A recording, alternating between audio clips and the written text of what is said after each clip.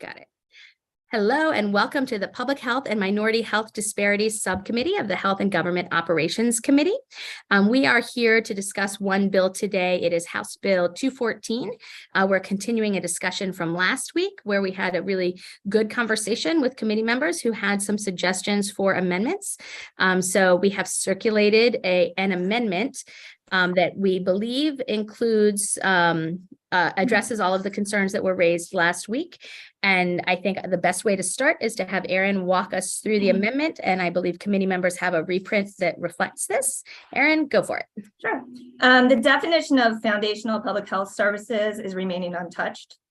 If you go to the commission membership, which is page 3 of the bill, CRISP is no longer a member of the commission, but instead the state designated health data utility is on consult. And in addition to the groups that were on consult last week, the amendments add DGS, who requested to be on due to their role in procurement, and then the Department of Disabilities. And we added a catch-all, any other state agency as appropriate. So the work groups stay in, and there's also a diversity clause added to reflect the racial, gender, and ethnic diversity of the state on both the commission and the work groups. Can you just read that diversity clause for me? Because Sure. It is after bill page 3. Okay. At the very bottom. So to the extent practical and consistent with state and federal law, the membership of the commission and work groups established under the section shall reflect the racial, ethnic, and gender diversity of the state. Great. And that's boilerplate language that we use in other commissions and work groups. Excellent. Okay. Now, if you go to the mission of the work group, that's bill page 4, line 16. The commission shall assess the foundational public health capabilities of the department and local health departments in the state. And then if you move on to bill page 5 after line 6, it states that in conducting the assessment, the commission shall explain the impact of the foundational public health capabilities on the state's ability to address foundational public health areas, including as the foundational public health areas relate to behavioral health. So I know behavioral health was an issue of concern that you wanted to focus on in the feedback on the assessment. And then they would also be required to explain the impact of the foundational public health capabilities of the state's ability to respond to COVID-19, overdose, maternal and infant mortality, and other major public health challenges as appropriate. And then there's a clause that requires the commission to provide public outreach to hold at least 3 public meetings in different areas of the state. So there's your public input and opportunity for public comment. And so that was, I believe that was, tell me if I'm wrong, Delegate Hill who raised that at the last. She did, and I believe Senator Lamb as well. Senator Lamb. Okay, so 3 meetings is what we're yes. And then we moved the report date a little bit to accommodate that. True. Okay. And then there was clarification on the recommendations. If you look, also bill page 5, line 20, there's a recommendation on information technology, and added to that was information exchange and data and analytics. Mm-hmm. And that was a suggestion by the state designated health data utility. Felt that it would be good to have more information on those issues. And then the workforce recommendation will also include the use of the Medical Reserve Corps for public health. That was Delegate Hill's recommendation. And then procurement would include oversight of contractors. And I believe that was Delegates Bagnall and Lewis. And then for the, there's additional language, Ryan, the final report of the commission would include response to any substantive public comment. That kind of mirrors the federal rulemaking process. They only respond to substantive public comment. And then the final report has been moved to December 1st instead of October 1st to incorporate now that you have to have those public meetings. So those are the major changes from last week. Excellent. So I guess we'll start with the committee members. We don't have nearly as many stakeholders here this week as we did last week, which I think is good. I think that means we're doing great. But we can hear from any stakeholders who are here. But first, questions from members of the committee. I see Delegate Chisholm. Go ahead. Thank you, Madam Chair, and I'm going to pull my best, Delegate Carr. So obviously when they meet with the public, that's subject to Open Meetings Act. When the commission meets, are they going to be under the Open Meetings Act as well, or do you have an idea of when they would be meeting, or is that still to be determined type of thing? That's a great question for our lawyer, Erin. Any ideas? I believe they're subject to open meetings because they're public commission, but I can. I think so too. We can confirm that before the, assuming this bill moves out of the subcommittee, we can confirm that before. Yeah, absolutely. And then if they're not, I could add language that says they're subject to open meetings if you all would want that. If that's what you're headed for, right, Delegate Chisholm, that you want to make sure that's the case? Yes, and I tell you why is because I think if the public sees some of the commission's meetings and some of their thoughts before the actual public meeting, it might be helpful. But yeah, that would be great if we could find that out. We will confirm that the language requires that, and if not, we will have an amendment in the full committee to clarify that if we determine that's necessary. Is that good with the committee? Any committee members concerned with that on the fly tweak? I see no concerns. Excellent. Any other committee members with questions or comments or feedback on the amendment or feeling like we're not addressing an outstanding concern? Delegate Riley.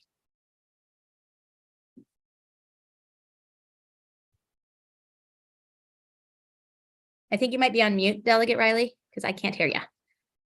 Sorry. It happens to me every day. Yeah, sorry, I was not here last week, but so I'm a little behind the scene here. But anyway, I had a couple questions. One taken from the I guess the fiscal note. I see that this commission is going to be responsible for, figuring out the COVID-19 protocol and our response and so forth. I think that's a good thing.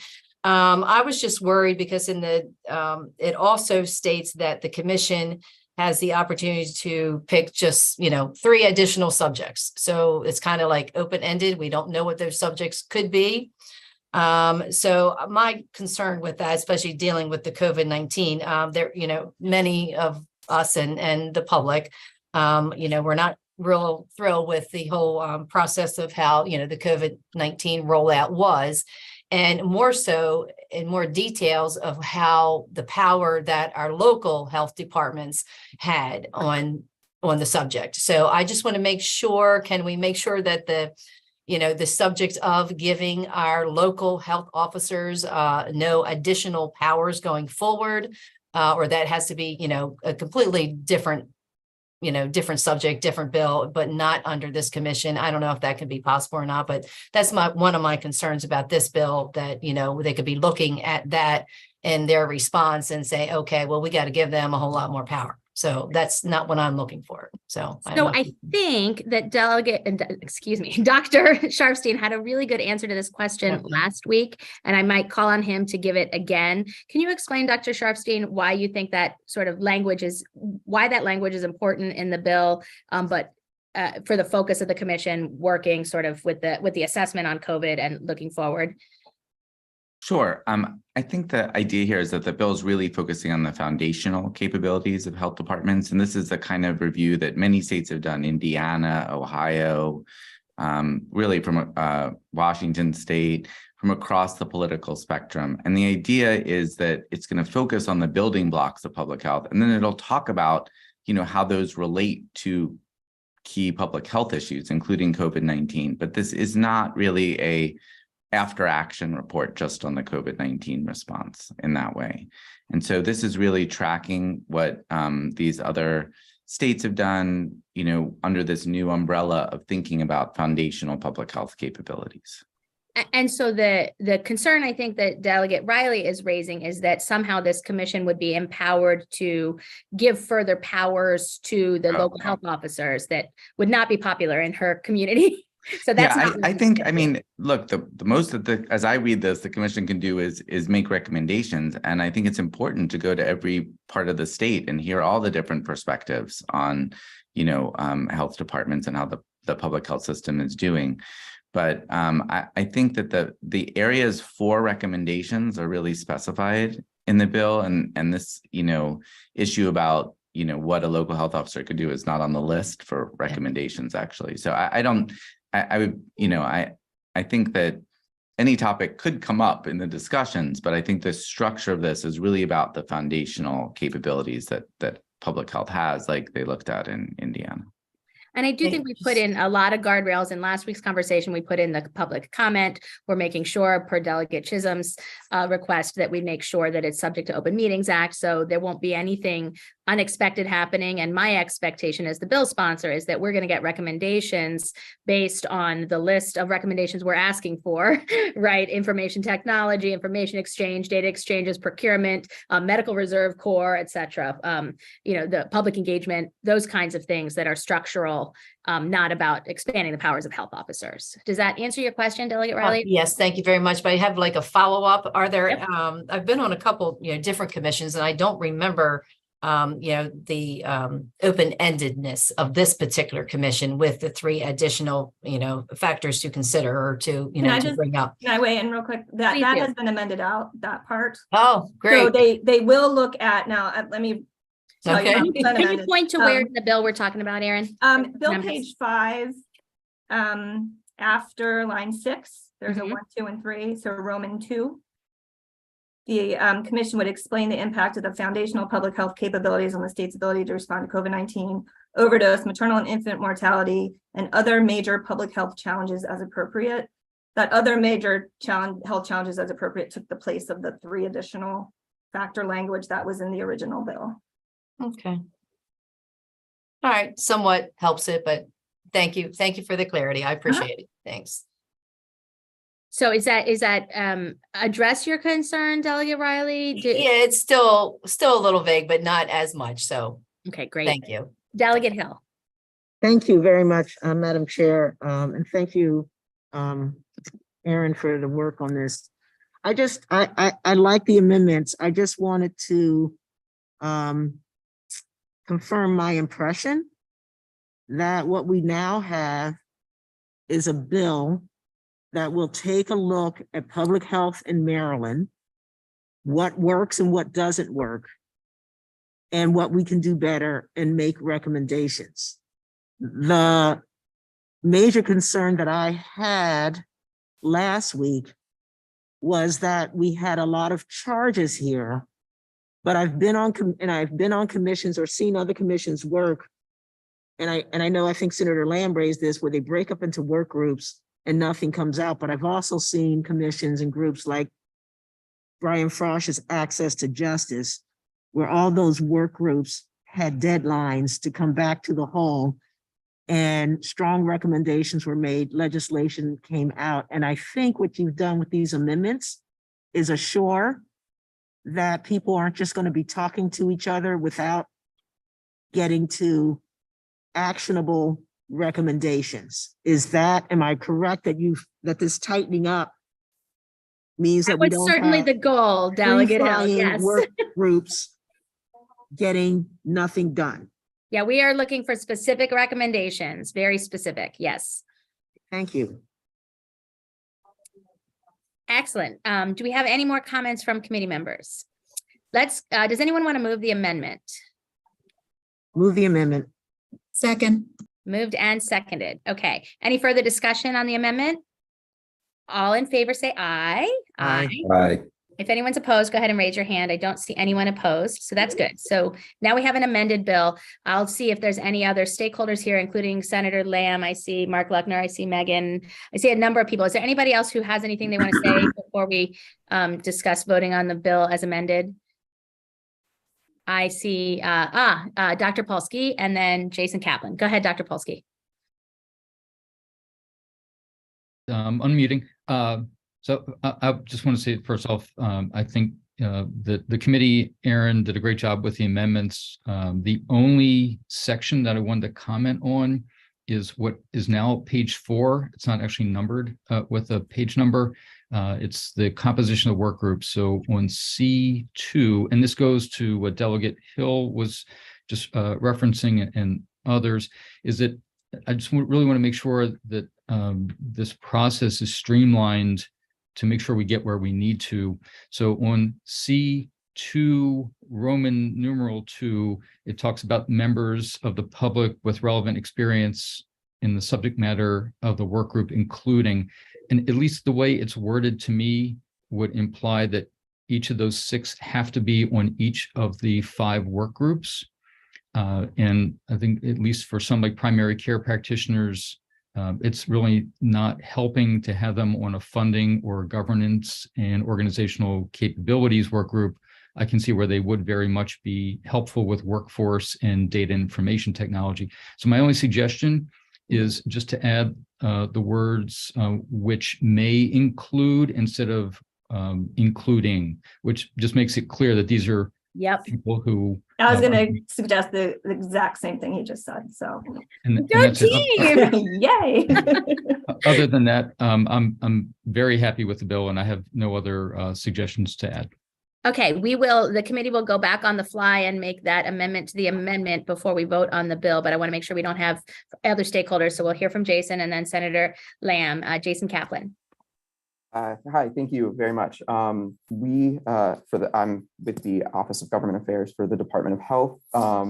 So we had very similar to Dr. Polsky, we also wanted to make sure that it said may include. But in addition, we were looking at possibly wanting to add, because a lot of the 6 that are listed are healthcare individuals. We wanted to also possibly look at adding a category for community-based organizations to also be included, that they could possibly provide some, I guess, assistance with some of the work groups included. I love that idea. How do members of the committee feel about that? Nod your head if you like it. Raise your hand if you want to fight against including members of community-based organizations. I see no opposition to that. So we will add that to our which may list. Senator Lamb. Thank you, Delegate Kelly, and I appreciate the work and the amendments on this. I think it's a good start to try to address some of the membership in the work group issues. I want to take some time to digest. I just got it this morning and think this through. I still have the work groups just generally have given me pause, just given what we've seen on the healthcare workforce commission, as well as oral health task force that have been meeting over the last year, where there were certainly some challenges to work groups that came out of both that commission and the task force. I want to think that through a little bit, but I don't want to slow down your process here. And certainly it's going to come over to the Senate as well afterwards. So I hear what you're saying, Senator Lamb, but I also am concerned. I think that while we have the House committee involved, we should have this discussion, because I have heard the opposite from I'm on the healthcare commission, on the healthcare workforce, and Delegate Kerr is, and Senator Beidel. I don't feel like everybody feels the same way. So maybe we can talk about what those concerns are and write that into the bill. Or, what I don't want to happen is have the Senate completely restructure this, and then the House is forced to, accept or reject your guys' perspective on this. I think that would be, I think the Senate has a role. Definitely want you guys to weigh in, want the committee to have their process over there in the Senate as well. But if there's a discussion to be had, let's take a minute. We have time. Everybody in the House has blocked off until 12 o'clock for this conversation. I would love to have the House, like we heard a little bit from Delegate Hill, that she felt more comfortable with this structure because we have accountability. While we have Dr. Sharfstein and others here, let's have the conversation. Like, do we not, if we don't think the work group model is going to work, I would like to hear from House members on that before we just get an amendment from the Senate changing all the work. Yeah, so happy to talk more about it. I mean, both you and I have participated in the Healthcare Workforce Commission over the last year. I think there were just a lot of stakeholders that were involved in these work groups. And I think this is at least what I saw, was that with so many people involved, no one really took ownership and took the lead on developing recommendations, really putting forward an agenda that brought the group to a place where there were actionable items. And if you actually look at the interim report, one of the first recommendations out of the interim report of the commission is that the scope was too large. And I think that was a reflection of the fact that it was hard to come together on any actionable recommendations because there were so many people involved. And so, that was the number one, I think, recommendation of the commission report. But I think we did address the scope issue already on this. Do you think the scope for this is too large? Should we go back? I think it's helpful. It's moving in the right direction to narrow things. I think the most successful commission, I think, in recent time is really the Blueprint Commission, which had a much smaller membership and was able to really kind of focus on different elements of, what the Kerwin Commission was looking at. And so, I'm just seeing this now, so I haven't had time to really kind of digest this, but it does give me some kind of pause when I compare that to how the Healthcare Workforce Commission has looked at things, and also with the Oral Health Task Force, which I think has had a lot of challenges, and maybe it hasn't come to the forefront yet, but I think from members that have participated, if you actually ask them individually, there were some challenges there with that one too. So let's talk in specificity then. Your suggestion is that we model this more like the Blueprint Commission, and that we not use a work group model to engage all the stakeholders, and that we basically say no to all those stakeholders who wanted to be included. I think it's going to be tough because of where we are right now. And we've gone down a path of starting to include it. And this was one of the challenges of cracking open the door of the membership, where everyone wanted a piece of participation here. I think what the Blueprint Commission did was the top level work group small, but people could weigh in with public comment and public input, and people certainly did. And so a lot of the stakeholders were able to submit public input through that hearing process, right, that the commission had. I think this in some ways puts a very structured kind of element to the bill, which, it could work. I'm not saying it wouldn't work, but it just gives me pause given our kind of history that we've had with some of these recent commissions when there are a lot of people involved. I think people can be involved in providing public comment, and that's what the public comment process is. And, these commissions will have public hearings, but this is very proscriptive in how those work groups, will be comprised. And, I think it's an improvement that there's some, narrowing the scope, some deadlines and such, but I don't have any better alternatives. And that's why I didn't want to really push on this right now. Well, and I would suggest that I'm on the Healthcare Workforce Commission. My experience with that was that there wasn't really alignment from the people who were chairing the work groups on their goals. And that was part of the problem, which is it's management. Like, we can internally figure that out, right? I would suggest, based on how HGO works and how we deal with healthcare stakeholders, that figuring out how to make the work group model work in a commission should be one of our policy goals, because we're used to engaging all of the stakeholders and making sure everyone has a seat at the table. I wouldn't necessarily want one of our policy goals to be, how can we make it more exclusive of the stakeholders as we're doing our policy recommendations. If there are challenges to the work group model that we need to improve upon, this could be an opportunity for figuring out how to do that. I think we have folks who want to be engaged in this commission who are very good at both management and at engaging the stakeholders in the tradition of how we've tended to do healthcare policy in the state of Maryland.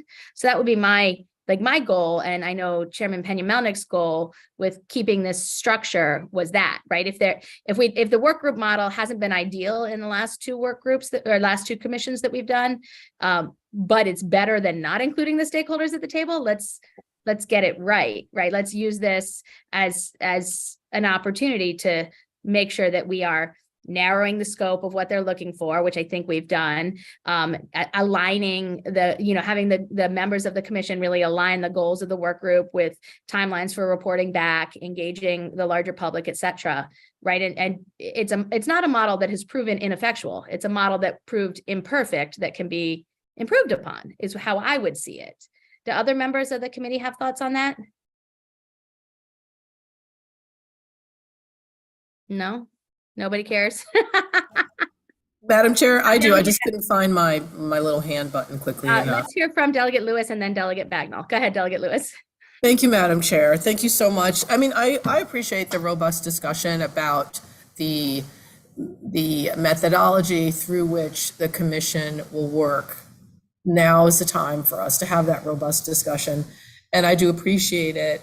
I'm also thinking about the culture of health policy making and how it is different than how education policy gets made. There are two different meat grinders with different cultures and different expectations. And I do feel it's incredibly useful to make a commitment to build as transparent and easily accessible communication line between stakeholders and the decision makers on the commission as possible. I think we risk two things if we don't stick with the model that we've just outlined here. The first risk is that we just generate less optimal policy by making it harder for stakeholders to give input.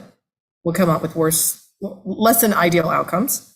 And the second thing is the risk of poisoning the well and making trust harder to achieve, when what we're aiming to do is a complete head-to-toe transformation of our public health system. We need all the trust and buy-in we can get.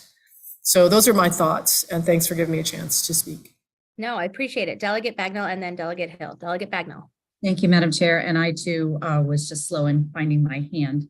But sort of following on to Delegate Lewis's comments, I think it's important to have these opportunities, even as the work of the commission is happening, to identify stakeholders who maybe were missed.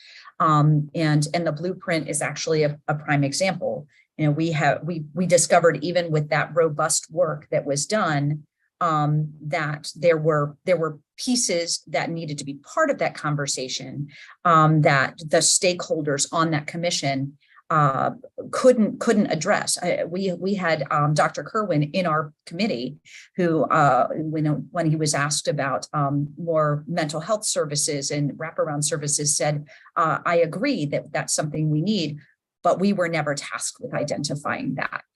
So having the ability to have work groups also gives us the ability to pivot and to identify maybe things that we didn't address, and also to Delegate Chisholm's point, having that ability to have more stakeholders in a public forum, and sort of, again, what Delegate Lewis is saying, is that it allows us not just to get buy-in from the public, but also for the public to feel like they understand what we're doing, and that we're not doing it to them, but that we're doing it with them. And I think that's actually really important with a public health commission. So, thank you. Thank you, Delegate Bagnall. Delegate Hill. Thank you, Madam Chair. So first, me too, to both Delegate Lewis and Bagnall's comments, and not quite directly related to the question before us, but ancillarily, and going back to Polsky, since we're going to change this work group language that talks about members of the public with relevant experience and subject matter to a may include, I would like us to, in addition to saying primary care practitioners, to add language saying something like other specialty practitioners or specialty practitioners, because I do think a recurrent problem with our public healthcare system is that it is always centered around primary care, which it should be, but it rarely pays any attention to the role and the comments and the impact as seen through the eyes of the specialty practitioners, who are an overwhelming part of our healthcare structure and community, and leaving them out is, I think, presents problems that we shouldn't have to face if we are proactive. And I think by adding that language in, we're doing no harm, because we're adding in the which may. So are members of the committee comfortable with what Delegate Hill is suggesting as a third addition to our tweak to the amendment? Anyone want to weigh in against that idea? Okay, Erin, do you think we can add that pretty easily? I think so. I think I'll just say primary and specialty care practitioners. Is that okay? Okay. Okay. Anybody else want to weigh in? Any other stakeholder or anything, Senator Lamb, you want to follow up? Dr. Sharfstein, and then we'll go back to see if Senator Lamb has anything else. Dr. Sharfstein. Sure. On this question of work groups, I totally appreciate, both the points you're making, Delegate Kelly and Senator Lamb. I think, on the one hand, it's really important to have a lot of input from all the people who care deeply about public health, and the work group structure allows that to be possible. I also hear Senator Lamb just, expressing the concern that it could make overall the commission less effective if it just, kind of winds up a multi-headed, creature ambling down 295. So one way to potentially thread the needle might be to retain work groups, but being really clear that one of their purposes is to foster outreach and engagement in the work of the commission. So, right now it doesn't really say too much about what the purpose is, but if that turns into like a key purpose, it's not so much to, each work group gets to write a chapter of the report and the whole thing could be totally confusing and diffuse the responsibility, but maybe like really focus on what it sounds like the committee is really interested in, is making sure that people are able to use their expertise and provide input to what the commission will ultimately be recommending. So just a So suggestion. did you have, I like where you're going, Dr. Sharpstein. So you were suggesting really in C1, the commission shall establish the following work groups. You had a couple of words there: to foster engagement. Yeah, for maybe for the primary purpose of fostering, and I'd have to think of the exact words, but yeah, fostering engagement and receiving comment and ideas from people Or for the. How about to foster engagement and provide expertise? Like some sort of acknowledging that they're providing their expertise. I think that's right. That to inform the commission's deliberation. So it's very clear that they're not an independent group. It's part of the engagement process for a commission that is really the accountable entity. Okay. I like that. I think that's a great suggestion. I don't know. I said I would go back to Senator Lamb, so I will before I go to Delegate Chisholm and Delegate Riley, but I don't know if he wants to talk now or after them. Senator Lamb, up to you. Sure, I'll be brief. I know you've got a lot of folks that want to talk. I mean, I don't think the goal in this, in at least in me bringing up the blueprint example as a commission that's worked, was intended to be exclusive. I think it was just intended to try to make sure that we come up with actionable items using. I think we saw the blueprint be a very productive commission, obviously led to legislation and some reforms and good improvements, but I just want to make sure that it is, inclusive of folks and public input, but also ensure that the commission works, right? And it comes to productive recommendations. It's not intended to be exclusive. So just wanted to clarify that piece of it, but it's helpful. So does it help what Dr. Sharpstein just suggested? I feel like that is even more, in addition to narrowing the scope of the whole commission, narrowing or being clear that the purpose of the work groups is to foster engagement and provide expertise to inform the commission, and making clear that the work groups are, to serve the larger goal of the commission and the commission members. Is that helpful to you, Senator Lamb? Sure. I think clarifying the charge of the work groups is helpful. Okay, thank you. Delegate Chisholm, then Delegate Riley, and then Delegate Hill. Delegate Chisholm. Thank you, Madam Chair. I just want to make sure I understand the technicalities of changing this to a may include when we're talking about the members of the public.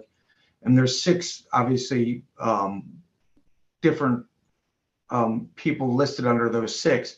So it says may include. Does that mean it doesn't have to include any one of those 6, even though we just amended the language to 1, or just saying we may not be able to get all 6 of these, but it may include these types of 6, and we've gotten 3 out of 6 or 4 out of 6. Am I understanding this incorrectly? I think your question, and I will send it to Aaron once I rephrase it to the way I think what you're saying is if we add in that may, does that mean that somebody in that list of 6, which is now 7 with a modified number 1, might not be included in any of the work groups? And that's the concern. You want to make sure that all of those stakeholders are included, but only in the appropriate work group, right? That's correct. Yeah, I mean, you're striking a balance here. So if you said they had to include it, the argument was that's impossible, and that wasn't the intent. It's an illustrative list. Yes, it's possible they wouldn't be on there, but that's not going to happen. Someone from that list is going to be on there, but there's no, I don't think. Process-wise, if for some reason one of those stakeholder was not included in the appropriate work group, they would reach out to us and say, hey, they didn't put us on the work group. And we would say our intent was for you to be on that work group, and then they would get put on the work group, yeah, right? Because they could argue that they have the relevant experience in the subject matter. Excellent. Thank you for the clarification. Absolutely. Delegate Riley. Thank you, Madam Chair. So kind of looking at this, again, I do believe this commission their responsibility is pretty massive. And we're trying to narrow it down. But so I had an actual question, because when we're talking about, access or to improve, public health, so that's why it's called the Commission on Public Health. When we talk about public health, they're responsible for assuring, access for primary care. Okay, so that's a big, huge part of our health department and its partnerships. But then also we have the other angle with our community health programs and our community-based schools. So when you throw them two in there, I mean, I don't know that they're the same, but yet they're different. So is this commission responsible for both pockets of public health with our community schools and, with, school health programs, plus just regular, insurance and healthcare for, for our population? So Well, I don't know how if both of them are in there, I don't know how they're ever going to get this done. Is my point. It's like, I am hopeful that if you look later in the bill and you look at the specific charge of the commission, right, it's going to assess foundational capabilities, and then it's going to make specific recommendations that we're looking for. Tell me if I'm wrong, Aaron or Dr. Sharfstein, but my expectation is, to the extent that maybe you're talking about community health, school-based health, like those types of issues, there may be relevant recommendations, but the commission isn't charged with focusing specifically on those issues, but rather the foundational infrastructural type things. I see Dr. Sharfstein nodding. Okay, so you believe that it's more narrow than what I'm pulling out of it, that they're. Yeah, I think if you go back to what we're asking for recommendations on, right, that's what we're charging them with doing. Okay. Tell us about these specific things, not, the whole, like, I'm the new chair of the Public Health Subcommittee. I have to learn all about all things related to public health, right, for at least the next week. But that's not what we're trying to get them to do, right? It's very specific recommendations that we've listed. And that's what we're looking for answers on, as opposed to sort of global questions of public. So basically we're looking at all of them, but not getting down into the nitty-gritty of things until we see the recommendations and move forward with those. And there may be a recommendation that says someone needs to look further at this area, or have these people talk to these people, and let's think further. That's possible. That's what I was hoping. Okay, thank you very much. Thank you, Delegate Hill. Thank you. To the extent that this is the correct forum for wordsmithing. It is exactly. Okay. So when I was looking at it, that may shall is something like shall include as appropriate to the charge, something like that. And then, whereas I'm not so sure that the purpose of the inclusion is for engagement so much, or to foster engagement, I was thinking if we're going to say engagement, that may for broader engagement, but I think the real purpose is to more fully inform the discussion, decisions, and recommendations of the work group. I meant to fully inform what was the word To before? more fully inform the discussion, decisions, and recommendations of each work group. Yeah, that's more specific, and it is acknowledging the expertise, which is what I was trying to get at. Right. So as opposed to talking about just getting more engagement. Let me make sure that Aaron is following this before you move on to your next point. So to foster a broader engagement and provide and more fully inform the discussion and the decision-making and the recommendations. Right, of the work group, of each work group. I hear again, Dr. Sharfstein has some. Sorry, of the work group or of the commission? Of the commission. Well, we're talking about why we're adding these people to the work groups, right? Right, so it could be the work group and commission, or it could be the commission, but we want to make sure the work groups are effective. right, but my understanding was the purpose would be to inform the decisions of the commission. That's fine. Yeah, the decisions belong to the commission. We don't want to take the decisions away from the commission, but we want to inform their decision-making process through the work groups. Correct. Okay.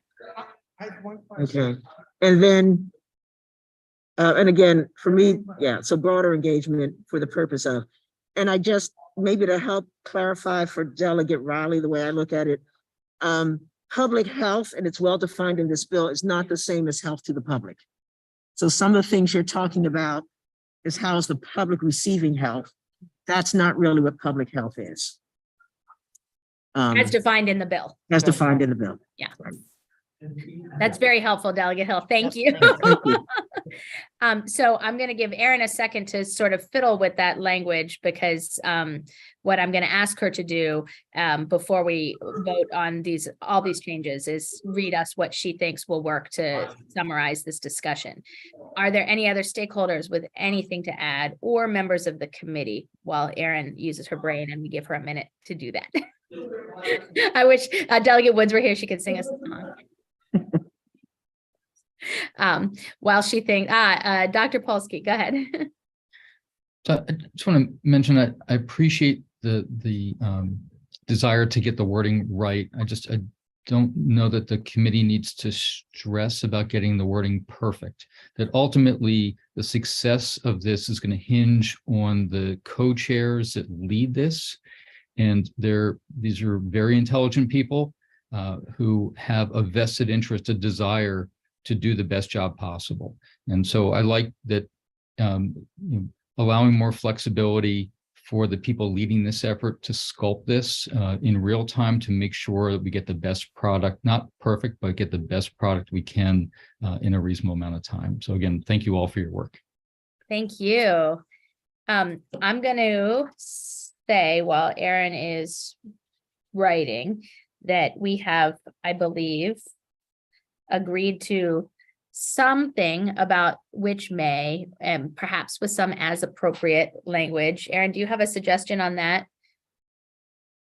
Well, since it's already with relevant experience in the subject matter, so that kind of covers that as appropriate catch-all, I think. Okay. And then just say which may include, and I think I'm ready for to go for it. Why don't you suggest, make us some suggestions? Say the purpose of the work groups established, and we reference back, is to foster broader engagement and provide expertise for the purpose of informing the work and recommendations of the commission. I think that captures our discussion well. How do members of the committee feel about that? It looks like Delegate Rosenberg is okay with it. Anybody concerned with that? Okay, any stakeholders have anxiousness over that? Good, I like that. Okay, and then we needed to add the primary and specialty language, right? Yes, and the community-based organizations. And community-based organizations. So those are the three changes that I'm going to move as an amendment to our amendment. So we don't have it in writing in front of us, but we will, if we pass this whole bill out, when we have the full committee voting session on Friday, we'll have this language reflected in the amendment that was adopted by the subcommittee. Second. Moved and seconded. Any discussion of that? All in favor, say aye. Aye. Aye. Anyone opposed? No. Okay. Does anyone want to move the bill as amended? Move the bill as amended. Second. Okay. Second. Any further discussion on the bill as amended? Is everybody feeling comfortable with this? I think we've done really good work, and Delegate Riley. Quick question. How many members are on this board now after all these amendments? I think we're at I lost 13. track. It'll range from 12 to 14 because 12 to 14. Okay, we started at 18, right? So we're down Yes. to 12 to 14. Thank you. Great question. I'd rather it come here than in the full committee. So now I know the answer. Anybody else? Okay, wonderful. So the bill as amended has been moved and seconded. All in favor, say aye. Aye. If anybody is opposed, raise your hand in the chat. Unanimous support from the subcommittee. Way to go, team. So we will bring this bill out to the full HGO committee for a vote at the voting session on Friday. Thank you, everybody. We have nothing else on the agenda today. I believe next week we have some bills that we're hearing this week that we might have next week. So I see Erin nodding. Some today. Pay attention. Pay attention today, kids. Thank you, There's Medicaid everybody. bills today. Oh, yes. Okay, so thank you, everybody, for great work on this. I really appreciate it. Thank you, Senator Lamb, for joining us. We really, really appreciate the bicameral conversation, and we will see you all later this